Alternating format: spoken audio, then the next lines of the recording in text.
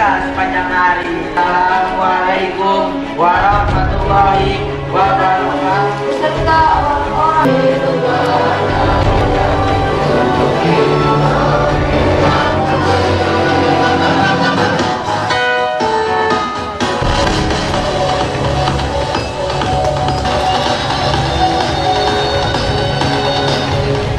Tani dan Pusat. Yang mana pada hari ini kita masih diberikan sampaikan kami ucapkan selamat bisa hadir di acara ini karena kami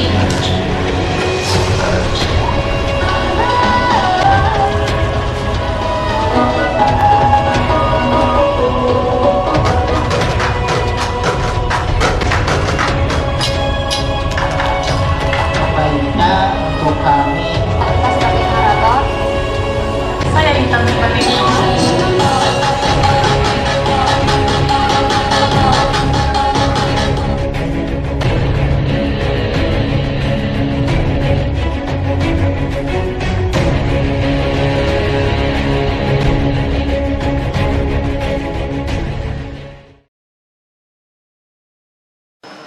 Nah, ayah bunda, acara demi acara sudah kita lewati bersama. Inilah saatnya kita saksikan bersama penampilan murid SMPIT Insan Mandiri Kalisari dalam Assembly 2022 dengan tema The Story in Medical Lab. Beri tepuk tangan yang meriah.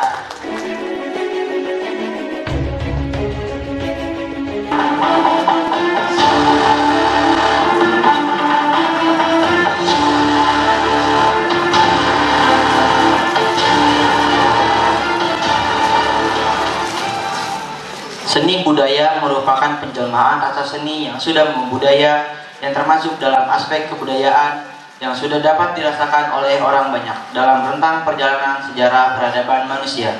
Saat ini, SMPIT Insan Mandiri Kalisari mempersembahkan seni tari, seni musik, seni teater. Inilah penampilan pertama, seni tari.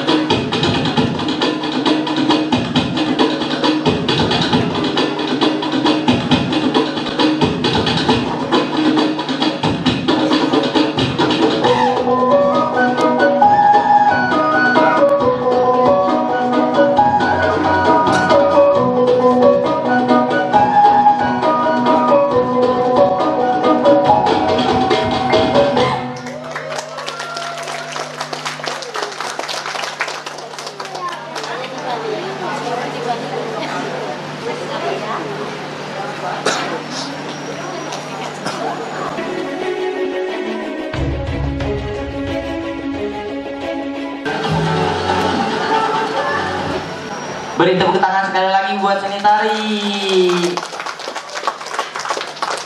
Masya Allah, tari dapat mengekspresikan rasa dalam jiwa. Namun tak kalah menarik juga. Marilah kita saksikan seni atraktif murid SMP IT berikutnya. Perkusi.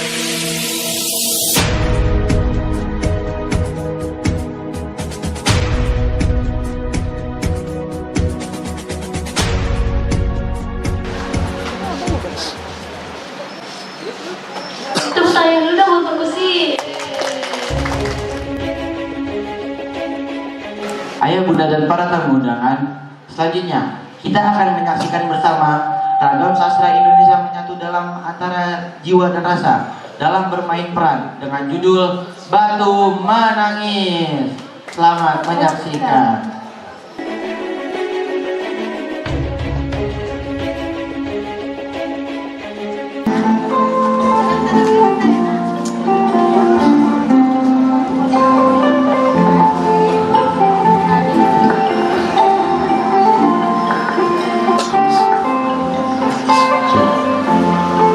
Kalimantan yang dulu disebut juga Borneo adalah salah satu pulau terbesar di Nusantara dengan kekayaan alamnya yang menakjubkan, serta hutan yang lebat dengan ratusan sungai yang berkelok-kelok telah memberi kehidupan bagi rakyat Kalimantan.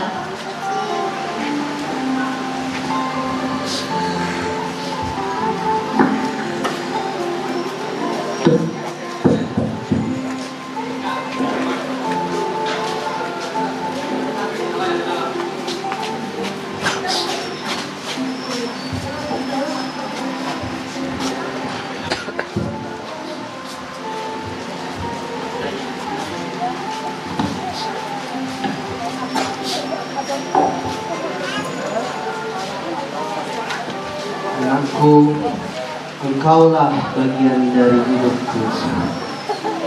Telah lama ku menanti kehadiranmu. Sungguh, terasa lama ku menunggumu. Hari demi hari, bulan demi bulan, tahun demi tahun ku menanti kehadiranmu. Kemudian engkau hadir, harapanku untuk engkau dambaan,ku. Tumbuhlah menjadi pribadi yang elok anakku, menjadi seorang yang menyimpan hati siapapun yang melihatmu. Oh, permata hatiku, bertumbuhlah dirimu untuk menebarkan kebaikan. Jadilah gadis tangguh yang kuat mengarungi lika-liku kehidupan. Berbahagialah engkau senantiasa dalam kesejahteraan. Suara jangkrik menjadi saksi dalam keheningan malam. Yang aku inginkan namamu dalam setiap doaku. Bahagianya diriku ini sebagai anakku. Begitu indahnya sosok kehadiranmu di sisiku. Dirimu adalah wujud indah mimpi yang tak ternilai.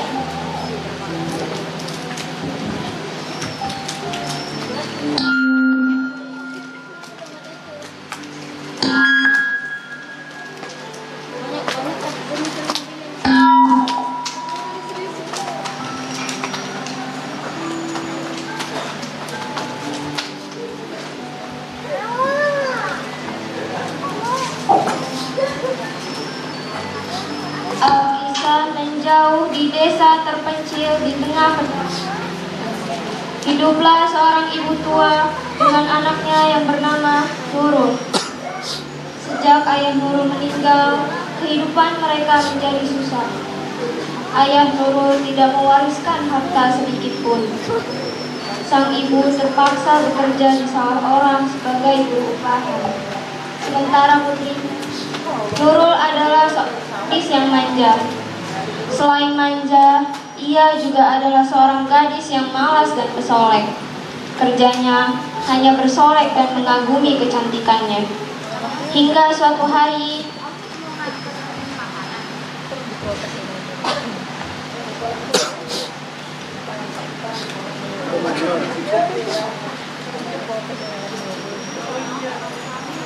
Nurul anakku, kamu lagi ngapain nak? Ayo bantu ibu bekerja di sawah.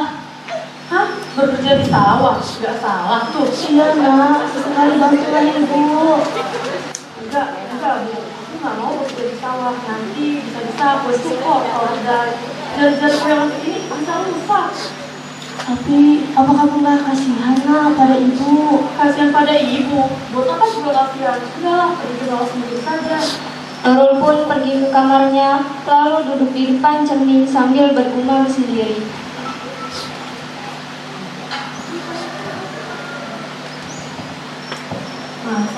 jadi masa sih jadi cuma kerja sawah yang ada nanti ribet tinggal balik lagi. Demikianlah berkali-kali Nurul tidak mempedulikan ibunya yang dengan susah payah bekerja demi mendapatkan upah yang tidak terlalu besar. Tapi setelah mendapat upah, Wah, alhamdulillah, upah kali ini cukup untuk membeli beras. Wah, ada yang baru dapat duit nih. Coba mana lihat. lalu dihitunglah uang ibunya oleh si Nurul itu. Wah, cukup nih buat tiga yang kuincar. Jangan nak, uang itu untuk ibu beli beras.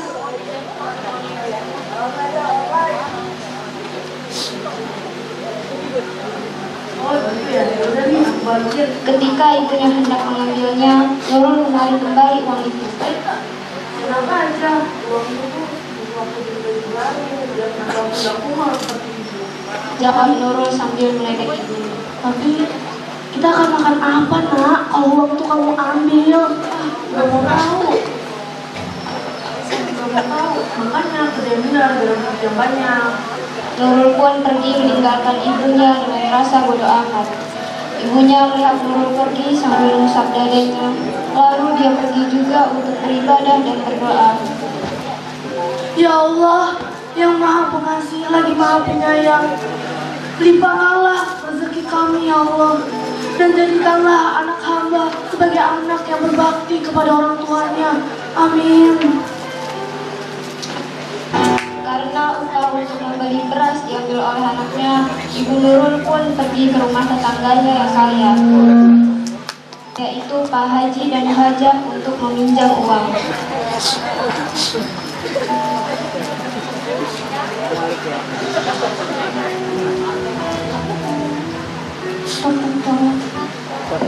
Kenapa ya? Sebentar.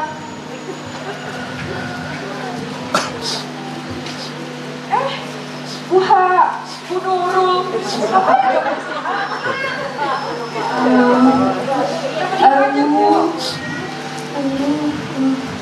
Aja ada yang bisa bantu.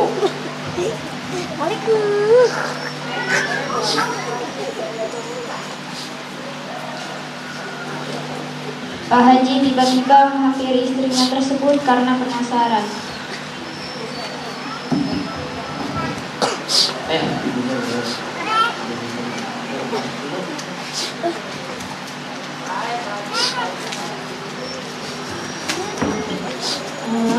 Begini Pak Haji, Bu Hajah, bisakah saya meminjam uang untuk saya membeli beras?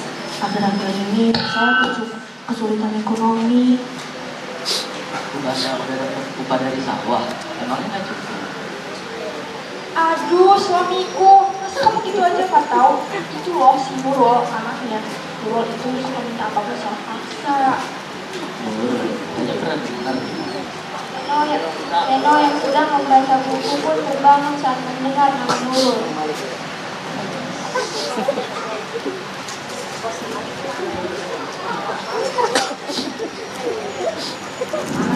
Oh Pak, teman kalian aku dulu. Oh, enggak sih Nurul. Yang katanya cerita itu kan. Kalau lebih cantik. Sifatnya begitu ya. Ya dari dulu aja udah kata mana tukang ngerebut dengan orang, udah dulu sering banget malah di belakangan. Seno, Tapi kan aku ngomong fakta Bu.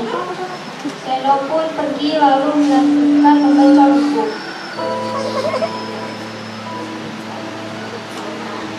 udah lah Pak, kasih aja. Kasihan nanti Bu Nurul mau makan apa. Baiklah Bu, ini saya ada beberapa upah yang kami bisa berikan. Wah, alhamdulillah, terima kasih Pak Haji, Bu Hajah. Saya janji akan saya balikan saat saya gajian nanti. Walah, nggak usah, kita aja. Itu sumbangan dari kita. Iya Bu, anggap aja itu semua ada kita habis kelas. Tapi jangan sampai diambil dari sini. Itu. Baik, Bu Hajah, Pak Haji, saya permisi dulu ya.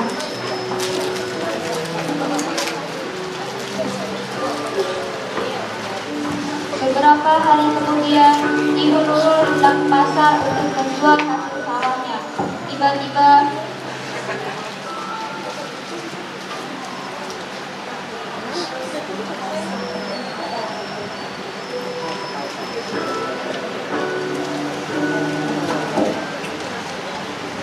Nurul, ibu mau ke pasar, tolong jaga rumah ya.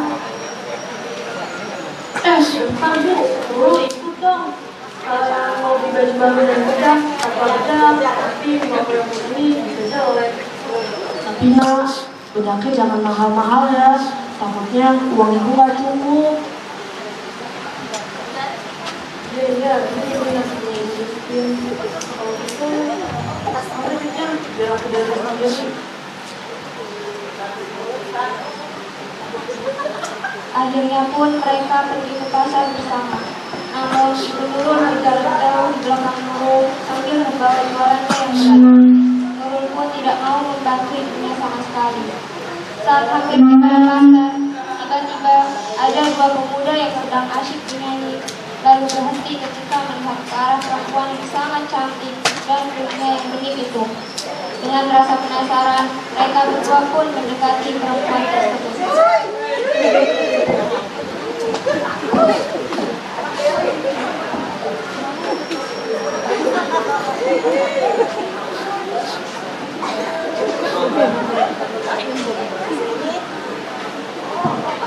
Bro, cantik tuh. Hah? Mana? Oh iya tuh.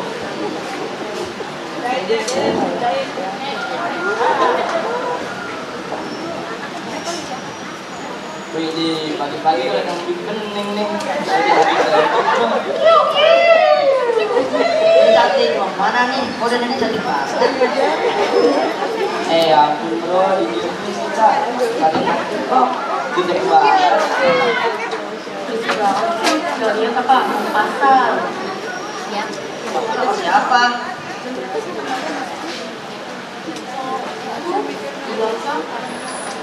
Oh, sama ibunya. Iya, kali. Ibu juga ada ibu. Ibu tuh cantik, coba ya. Terus itu siapa dong? Ibu bantu aku. Ada nggak tahu, kamu tahu nggak? Tiap makan, masa aku selalu dikasih nasi kecap. Padahal kan aku mintanya daging. Oh, ternyata perempuan tua itu mau bantu toh. Kok Sofi salah sangka. Udah nggak apa-apa. Ibu Nurul yang mendengar itu pun menepis dada dan ingin menangis, tetapi ia menahannya. Buru-buru banget sih cantik.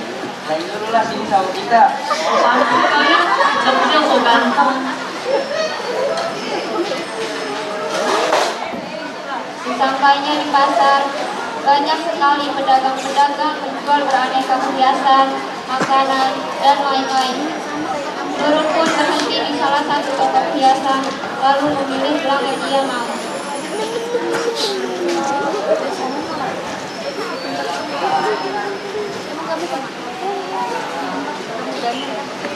Jalan-jalan.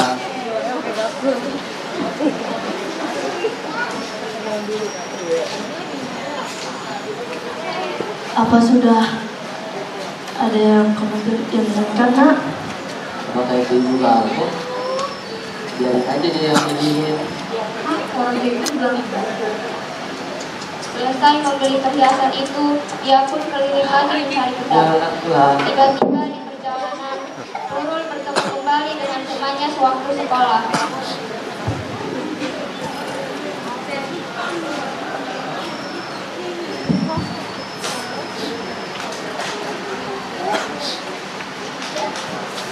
Wah, Nurul, loh, Laylan. Udah lama nih gak ketemu, gimana kabarnya? Lumayan lah. Well, kamu masih tinggal di kampung sini. Iya nih. Kan kamu cantik, cocoknya tuh kalau kamu tinggal di kota. Kenapa kamu gak tinggal di kota aja? Kayak aku nih, cari kerjaan. Juga gampang loh di kota.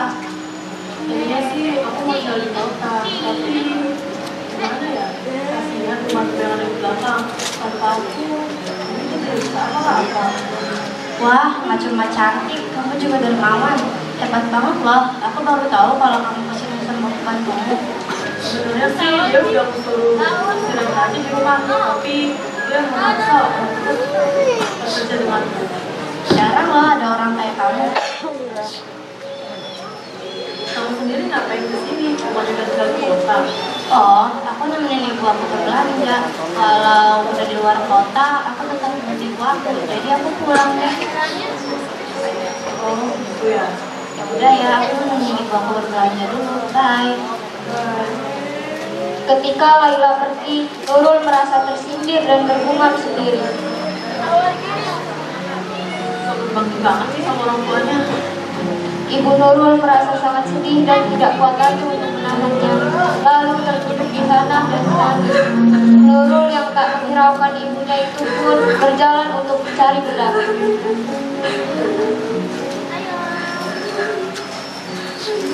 Ibu, ayo cepat. Kok nangis sampai segini-segininya? Lebih banget sih. Kenapa? Ibu iri sama ibunya Laila. Aduh. Ya udah, aku tinggal aja lah ya. Jangan sampein aku. Ibunya masih saja menangis dan Nurul meninggalkan ibunya. Di sisi lain, ternyata ada tetangga ibu Nurul yang sedang berbelanja juga di pasar. Tiba-tiba, Seno melihat ibu Nurul yang sedang menangis dan juga melihat Nurul yang sedang berbelanja dan tidak memikirkan ibunya yang sedang menangis tersebut. Lalu dia bilang kepada ibunya untuk pergi menghampiri Nurul. Ibu, aku main di sana dulu ya. Seno, jangan kau doang. Seno tidak peduli dan terus berlari mendekati Nurul dengan amarah yang tidak mau meledak.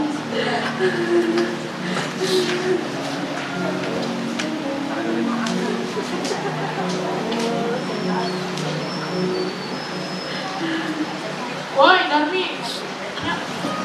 Woi, Nurul, ini aku mau ke sini.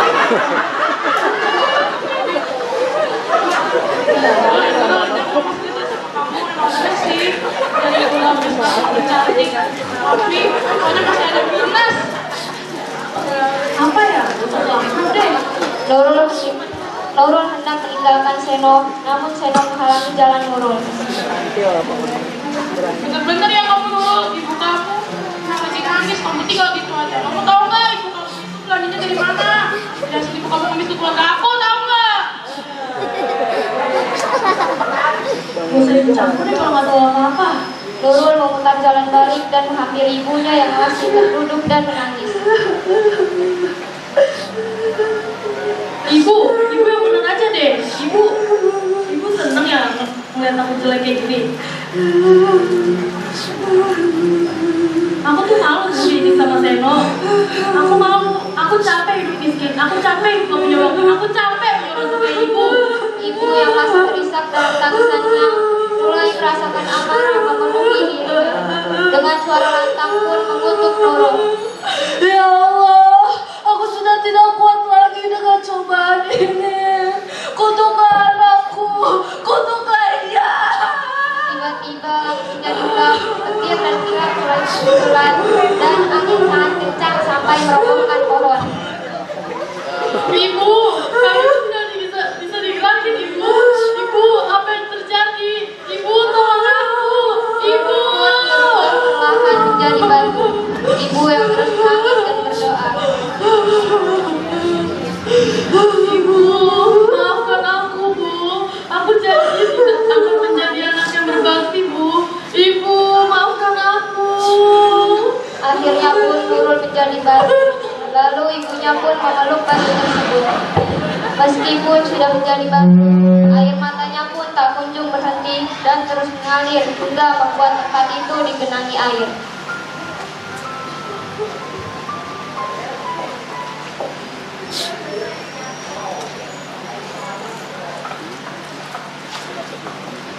Ibu, aku tak tahu bagaimana susahnya kala itu.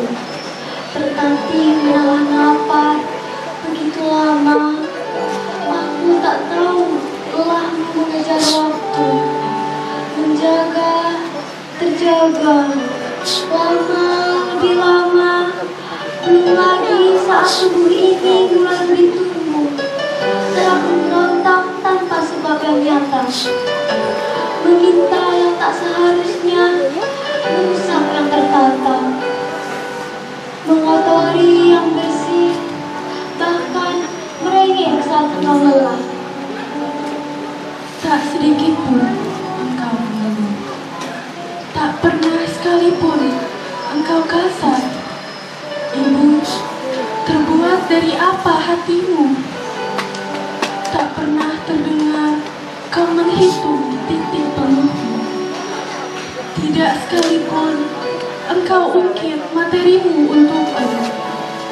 Bahkan waktumu semua hanya habis untukku. Ibu, aku tahu aku bukanlah anak yang berbakti. Aku bukanlah anak yang kau ingini selama ini.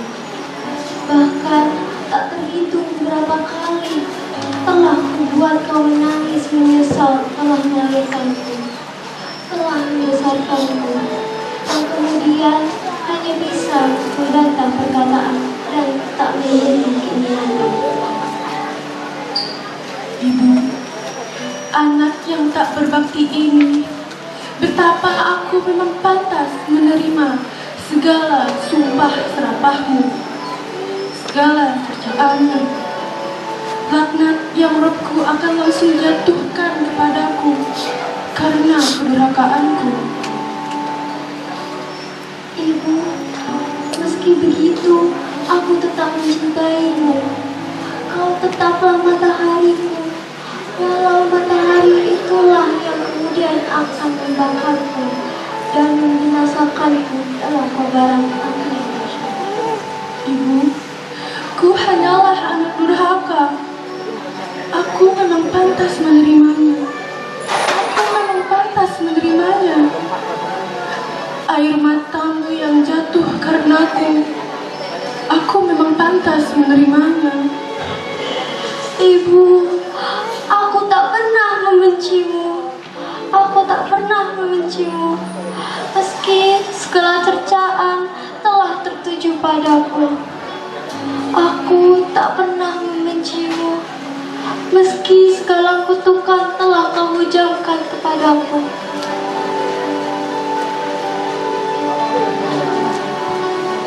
Begitulah akhir kisah dari Nurul. Pesan moralnya adalah seorang anak tidak boleh durhaka kepada orang tuanya. Karena jika seorang anak sampai durhaka terhadap orang tua, utamanya ibu yang sudah mengandung, melahirkan, dan membesarkan, maka malapetaka pada masa yang akan datang akan dirasakan dengan sangat berat. Sekian drama yang kami sampaikan. Saya Atika sebagai narator. Saya Intan sebagai Nurul. Saya Raisa sebagai Ibu Nurul. Saya Malik sebagai Seno. Saya Agil sebagai Pak Haji dan penjual. Saya Najwa sebagai Bu Hajah. Saya Salma sebagai Laila. Saya Zenit sebagai pemuda 1. Saya Kevin sebagai pemuda 2. Mengucapkan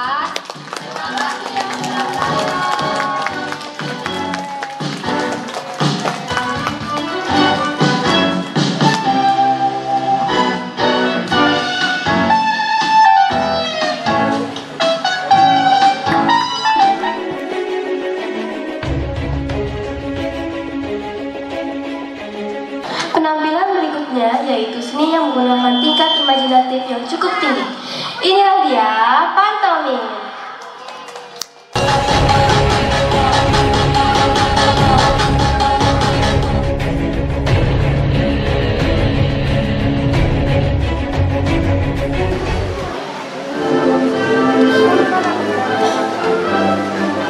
Diceritakan di sebuah SMP 100 kurang 1 sedang menjalani kegiatan MOS, dan SMP tersebut mendapat banyak sekali siswa, kurang lebih 3 orang. Yang pertama, kenalkan, Iqbal. Dia terkenal sebagai seleb TikTok Gareth WA. Dia adalah artis papan atas, bapaknya biasanya, ibunya wanita Latin. Dia cowok manja dan anak mama. Dia SMP dan Edo. Bayar SPP pasar Kreatif. Kedua, perkenalkan, namanya Boy. Dia terkenal gandal dan tidak cerdas. 38 kali nggak naik kelas. Umurnya 46 tahun. Umurnya lebih tua dari teman sekolahnya. Selain tidak cerdas, dia adalah senior dan penegak di sekolahnya.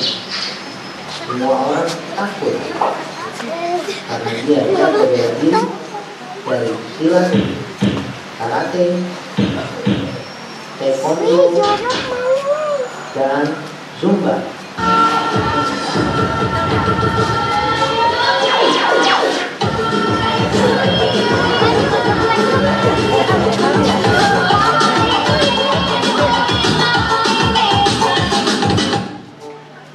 Dia masuk sekolah karena dia kakak kandung pimpinan yayasan. Yang ketiga, namanya John. Masuk SMP lewat jalur prestasi akademik. Memiliki IQ di atas rata-rata manusia silver ini membuat John menjadi manusia terpintar. John orangnya pendiam, pemalu, kutu buku, kadang-kadang antisosial. Dia sering menyendiri, berdiam diri, bengong, kerauhan, sambil baca buku.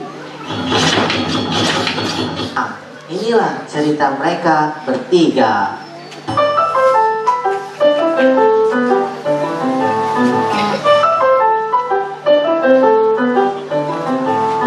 Hari ini adalah hari perdana MOS. Mereka bertiga bersiap-siap. Pakai baju, pakai celana, dan merapikan diri. Setelah siap, mereka berangkat sekolah dengan berlari. Iqbal lari dengan cantik, Boy lari dengan sok, dan John berlari dengan sikap lilin meleleh. Dan akhirnya mereka sampai sekolah pukul 6 pagi. Mereka hampir saja telat datang MOS yang dilakukan besok jam 6 pagi. Karena takut dimarah senior, mereka melakukan sikap baris berbaris. Siap, gerak. Lencang depan, gerak. Tegak, gerak.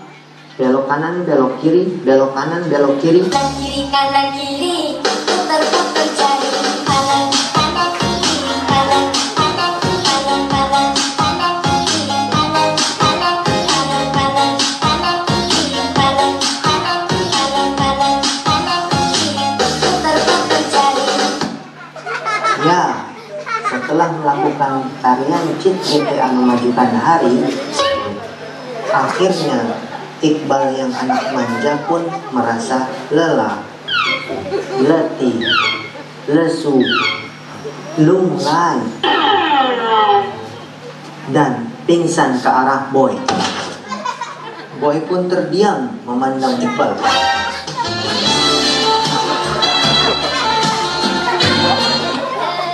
Boy pun siap-siap memberikan nafas buatan ke John. John pun menampar Boy yang tidak sopan. Lalu John yang mencium Boy. Boy pun tidak terima, lalu memukul John. John John pun tak terima, lalu nangis sambil baca buku, sambil kutu air.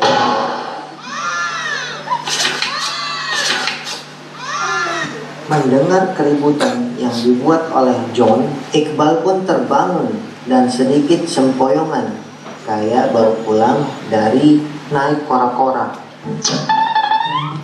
Iqbal pun sesak nafas, sepertinya kekurangan cairan. Boy pun punya inisiatif untuk memberikan air. Woi, kasih air, malah air kobokan. Melihat kebodohan Boy, lalu John mencuri kesempatan untuk memberikan air ke Iqbal. Dengan menaburkan zat glasiogenik di ketinggian 7.000 kaki semut dengan mempertimbangkan arah mata angin, lalu terjadilah hujan. Lalu ada petir dan mengenai John. Malaikat marah karena telah dibuat repot.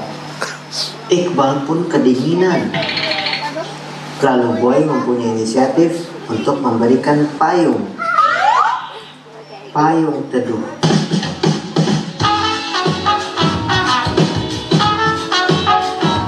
Iqbal menampar Boy. Lalu John pun berinisiatif membuka baju, celana, dan berlarian ke sana kemari dan tertawa. Kenapa? Malaikat malu lihat John. Setelah kekacauan yang terjadi, datanglah senior.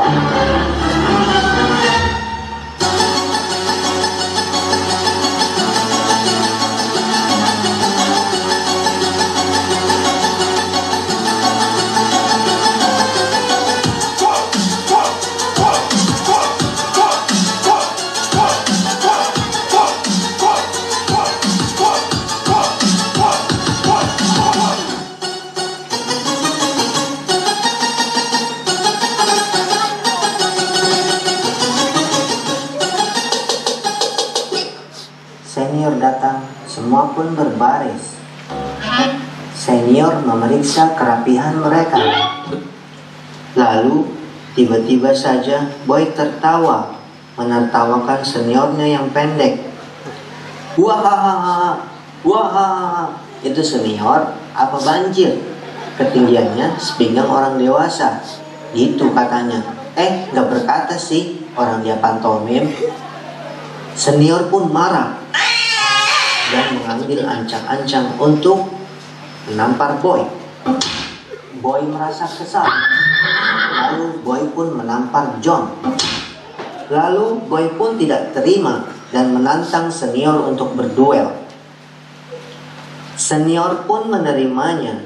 Senior membuka jaketnya dan diberikan ke John. Boy pun terbakar api cemburu. Lalu langsung menghajar senior. Senior menghindar, dihajar lagi. Senior menghindar, dihajar lagi. Senior pun mengeluarkan jurus tendangan nuklir slow motion ke arah Boy, dan Boy kepalanya terbentur tanah. Lalu John pun ikut membenturkan kepalanya ke tanah biar lucu. Mereka berdua pun KO. Akhirnya senior pun memberi nasihat, jangan melihat buku dari covernya, dan sahabat itu dijaga, bukan dirusak. Mendengar nasihat senior, Iqbal pun tersentuh hatinya dan langsung bersahabat dengan dia. Sungguh absurd sekali kisah persahabatan mereka. Sekian dan terima kasih. You got me horny in the morning and you know I tried to call you but I can't find a telephone. I sent a message to the internet but you rejected. I wrote a letter and I sent it to the phone.